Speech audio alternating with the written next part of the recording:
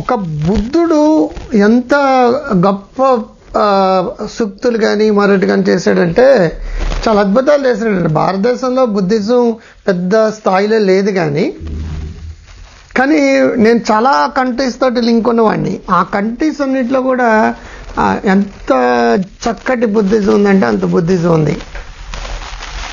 బుద్ధ పూర్ణిమ నిన్న జరిగింది. అద్భుతాలు చేసేంత ఇది. ఎందుకంటే భారతదేశం మొత్తం మీద జైనుడు కానీ బుద్ధుడు కానీ ఒకేసారి దగ్గరగా పుట్టారండి. క్రీస్తకం 6th century ఆ టైంలో, 6th to 7th ఆ టైంలో. వాళ్ళిద్దరు ఏం చెప్పినా సరే సమాజం బాగుండాలని చెప్పారు. హింసకి ప్రతి ఉండకూడదని చెప్పేసాడు. జైనుడు అయితే బుద్ధం శరణం గచ్చామి, సంఘం శరణం గచ్చామి, ధర్మం శరణం గచ్చామి. గొప్ప విషయాలండి అవన్నీ కూడా పాటిస్తే. సాధారణంగా నేను ఎక్కడ బుద్ధుడు సంబంధించిన ఉన్న పెద్ద పెద్ద వేరే దేశాల్లో కానీ భారతదేశంలో కానీ కంపల్సరీగా వెళ్తూ ఉంటాను. అది ఆ అనుభూతి ఎంత గొప్పదంటే అంత గొప్పది. అక్కడున్న భక్తులు కానీ, అక్కడున్న డివోటీస్ కానీ, అక్కడ ఉన్న వాళ్ళు కానీ చాలా చక్కగా ఒక లైన్లో పాటిస్తుంటారు. మనకలాగా ఒకరి మీద ఒకరు పడిపోవడాలు అది లేకుండా చాలా బుద్ధిజం. దాంట్లో సెక్యూరిటీ కూడా ఉంటుందండి. టన్నులు బంగారం ఉన్న థాయిలాండ్ దాంట్లో అసలు ఒక సెక్యూరిటీ కానీ ఒక పోలీసు కూడా ఉంటాడండి. టన్నులు బంగారంతో చేసిన బుద్ధుడి యొక్క ఇది గోల్డెన్ బుద్ధ అంటాం. ఇంకో చోట బుద్ధుడు పడుకుని ఉంటాడు బ్యాంకాక్లో, థాయిలాండ్, బ్యాంకాక్ ఇటువంటి అన్నిటిలో బుద్ధుడి యొక్క ఇంపార్టెన్స్ ఉంటుంది. అది రిక్లైనింగ్ బుద్ధ అంటారు. అలాగే బుద్ధగయలో కూడా అంతే. అలాగే సిక్కింలో బ్రహ్మాండమైన బుద్ధుడికి సంబంధించిన మానిస్ట్రీస్ అది చాలా ఉన్నాయి.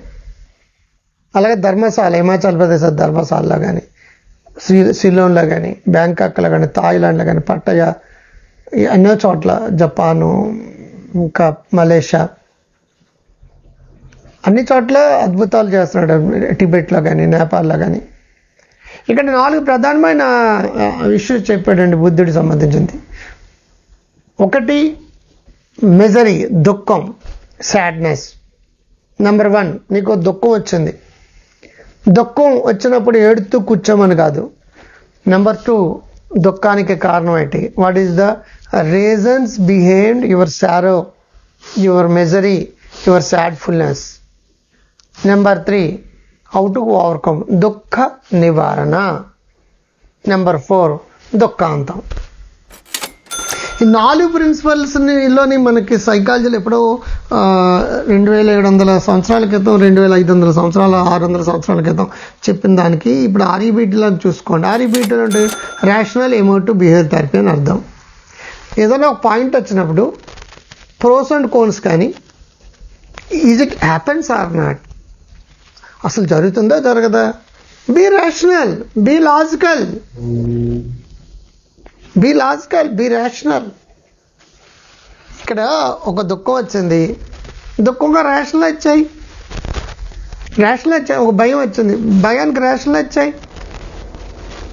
ఒక అనుకోకుండా ఓసిడీకి కానీ ఒక ఫియర్ కానీ వచ్చింది, అనవసరమైన విషయాన్ని భయానికి గురయ్యావు, దాన్ని రేషనలైజ్ చేయి. రాడికల్గా ఆలోచించు, లాజికల్గా ఆలోచించు చూడు. అప్పుడు అది భయాలన్నీ భయం కాదు. జిడ్డు కృష్ణమూర్తి చెప్పింది అదే కదా. ఆర్ఈబీటీ అనేది బిహేవియర్ థెరపీలో సిబిటీ, ఆర్ఈబీటీ ఏవైతే ఉన్నాయో అవన్నీ కూడా ఎలాగ ఉంటాయి. ఇక్కడ మనకు బుద్ధుడు 4 చెప్పాడు. ఒకటి దుఃఖం, నీకు ప్రతి ఒక్కడికి ఏడుపు కొట్టు మొక్కాలే, దుఃఖం దుఃఖం దుఃఖం దుఃఖం దుఃఖం, బాధ బాధ బాధ బాధ. ప్రతిదానికి ఏదో విషయంలో బాధపడుతూనే ఉంటారు అందరూ కూడా. ప్రతి చిన్న విషయానికి నెగిటివ్గా ఆలోచిస్తుంటారు. ప్రతి చిన్న విషయానికి నా కష్టాలు మీకు తెలియదు సార్. ఎవరికి లేవండి కష్టాలు. కష్టాన్ని ఇష్టంగా తీసుకుంటున్నావా, ఇష్టంగా తీసుకుంటున్నావా? కష్టం అనుకో, ఒక ప్రాబ్లం అనుకో. Problem is a task. Problem అన్నంతకాలం దాన్ని సాల్వ్ చేసే గుణం నీకు రాదు. ప్రాబ్లం నువ్వు టాస్క్ అనుకో. ఒక టాస్క్ అనుకుంటే దాని నుంచి బయటపడాలని కోరుకుపడుతుంది. సో నెంబర్ 1 ఇది దుఃఖం. అయితే దుఃఖానికి కారణం ఏంటి? నీకు బాధ, కష్టం, మరొకటి వచ్చినప్పుడు దానికి కారణం ఏంటి? అనలైజ్ అవ్వచ్చు. అదే రేషనాలిటీ అంటే, అదే లాజికల్ థింకింగ్ అంటే. ఈ దుఃఖం ఎందుకు వచ్చింది? సరే, మీ అబ్బాయికి 85% మార్కులు వచ్చినాయి. ఒకటి దృష్టిలో 86% మార్కులు గుడ్, బాగా చదవనన్నా ఇంకా బాగా తెచ్చుకుంటే అయిపోతుంది. నువ్వేమనుకుంటావు, 86% మార్కులు వచ్చినాయా, పిన్ని కొడుకు చూడు, పక్కింటి పంకజాక్ష కూతురు చూడు, ఎదురింటి లక్ష్మి అంటే కొడుకు చూడు అని అన్నారనుకోండి, దుఃఖం ఎక్కడి నుంచి వచ్చింది? అది ఈ ఆలోచన తీరులోంచి వచ్చింది. దుఃఖ కారణం ఏంటంటే మీ అబ్బాయికి 86% మార్కులు రావడం. ఎంత వస్తే నువ్వు ఆనందంగా ఉంటావు? నీకు ఎంత వచ్చినాయండి? ఇప్పుడు పిల్లల తల్లిదండ్రులకు ఎంత వచ్చినాయో చెప్పండి చూద్దాం. 35% మార్కులతో పాస్ అయిన వాళ్ళు ఎంతోమంది నాకు తెలుసు. అది కూడా 10th క్లాస్లో 4 సార్లు ఫెయిల్ అయిన వాళ్ళు నాకు తెలుసు. ఇప్పుడు బీటెక్లు ఎంటెక్లు చదివిన ఆ పిల్లల యొక్క తల్లిదండ్రులు. అదే మా కాలంలో అయితే అంటారు ఎవరికి 60% దాటి వచ్చే వాళ్ళు ఎవరు లేరండి. 10th క్లాస్ 10 సార్లు ఫెయిల్ అయిన వాళ్ళు కూడా ఉన్నారు. ఏదో బటాబట్టిగా పాస్ అయిన వాళ్ళు అందరూ. 2nd క్లాస్ వస్తే చాలా గ్రేట్. 60% వచ్చిందంటే 40 మండల్లో వాడు హీరో. నువ్వు ఎంత వస్తే ఆనందంగా ఉంటావు? సరే, పెగ్గేసాడు, చాలా ఆనందంగా ఉన్నాడు, లొడలాడో వాగాడు, ఆనందంగా ఉంది, సంతోషంగా ఉన్నాడు. 2వ పెగ్గేసాడు, ఇంకా స్పీడ్ అందుకుంది. 3వ పెగ్గేసాడు, నా బతుకలే తగిలాడింది అని బాధపడ్డాడు. 4వ పెగ్గేసాడు, ఎవరు అని ఏడుపు మొదలు పెట్టాడు. 5వ పెగ్గేసాడు, ఫ్లాట్. 6వ పెగ్గేసాడు, ఎవరొకరు తీసుకెళ్ళాలి. అంటే ఇక్కడ మందులో ఉందా లేదనుకుంటే దేంట్లో ఉంది? అసలు రీజన్స్ అనాలిసిస్ చేయండి. మార్కులు వచ్చినాయి, ఇంకా రావాలి. ఆశ, అతి ఆశ, గ్రీడినెస్, అత్యాశ. సో దుఃఖానికి కారణం ఏంటి? అత్యాశ. ఎక్కువ డబ్బు సంపాదించాల కోరిక, వాళ్ళతోటి వీళ్ళతోటి కంపేర్ చేసుకోవడం, వాళ్ళతోటి వీళ్ళతోటి వాళ్ళు ఎలాగొన్నారు వీళ్ళు ఎలాగొన్నారు అని చెప్పేసి పోల్చుకోవడం. పొరుగుంటి పల్లయం చూడు, ఎదురింటి ఎంకాయం చూసు, ఆవిడ వేసుకున్న గొలుసును చూడు, నీ మొక్కలు మండట్ట, నీకున్న దాంతో నువ్వు సంతృప్తిపడు, కష్టపడితే ఇంకా పైకి వెళ్తావు. వాళ్ళతోటి వీళ్ళతోటి నీకేంటండి? నీకు నువ్వే పోటీ, నీకు లేరు ఎవరు సాటి. నీకు నువ్వే పోటీ, నీకు లేరు ఎవరు సాటి అనుకో. నీకు నువ్వే పోటీ, నాకు లేరు ఎవరు సాటి. నాకు నేనే పోటీ, నాకు లేరు ఎవరు సాటి అనుకో. అంటే వాడు వీడు అని ఎప్పుడైతేనో దుఃఖం వచ్చింది. అప్పుడు దుఃఖానికి కారణం ఏంటో అనాలిసిస్ చేసుకో. అనాలిసిస్ చేసుకున్న తర్వాత ఇది కారణం అని తెలుస్తుంది. హౌ టు సాల్వ్ ద దుఃఖం. డిప్రెషన్ నుంచి ఎలా బయటపడాలి, యాంగ్జైటీ నుంచి బయటపడాలి, అశాంతి నుంచి ఎలా బయటపడాలి. 3వది ఏంటంటే దుఃఖ నివారణ. How to handle the sorrowfulness, how to handle the depression, how to handle the anxiety, how to handle the difficult situation, how to handle the critical issues. ఆ ప్రాబ్లం నుంచి బయటపడితే నీకు వచ్చేది ప్రోగ్రెస్.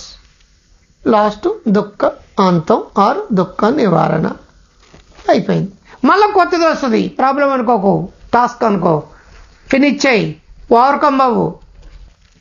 నిరంతరం ఏ ప్రాబ్లం వచ్చినా సరే ఆ ప్రాబ్లం అనాలిసిస్ చేసి దాని నుంచి ఒక అద్భుతమైన ఒక పాయింట్ దొరికితే ఆ పాయింట్ని పట్టుకుని ముందుకు వెళ్ళగలాలి. అంతేగాని ఎప్పుడు ఎక్కడ దొరుకుతుందా ఏడుస్తూ ఏడుగొట్టు మొక్కలు ఏడిపించుకు తింటూ జమదత్తులు చూస్తూ వాటి పిండుకుంటూ ఊడిపోయే తెల్లంటి వెంట్రుకల గురించి చూసుకుంటూ వాటి గురించి బాధపడుతూ ఉన్న తెల్లంటుకుని చూసి అయ్యయ్యో అనుకుంటూ మన అబ్బాయి తక్కువ మార్కులు వచ్చినందుకు ఒకసారి బెంగ, పక్కింటోడికి ఎక్కువ మార్కులు వస్తే ఇంకో బెంగ, ఆడికి ఐఐటీలో సీట్ వస్తే ఒక బెంగ, నీకు రాకపోతే ఒక బెంగ. ఒకవేళ ఐఐటీ సీట్ వస్తే కెమికల్ ఇంజనీరింగ్ వచ్చింది, మెటలర్జీ వచ్చింది, మేము అనుకున్న సబ్జెక్ట్ రాలేదండి ఒక బెంగ. ఈ ఎదవ బెంగలు ఎందుకండి? ఏదో ఒకటి వచ్చింది దాంట్లో సంతృప్తి పడండి, దాంట్లో కష్టపడండి, స్కిల్స్ పెంచుకుంటూ వెళ్ళండి, పెంచుకుంటూ వెళ్ళండి. ఆశించిన జీవితం వస్తుంది. అత్యాశ దుఃఖానికి కారణం.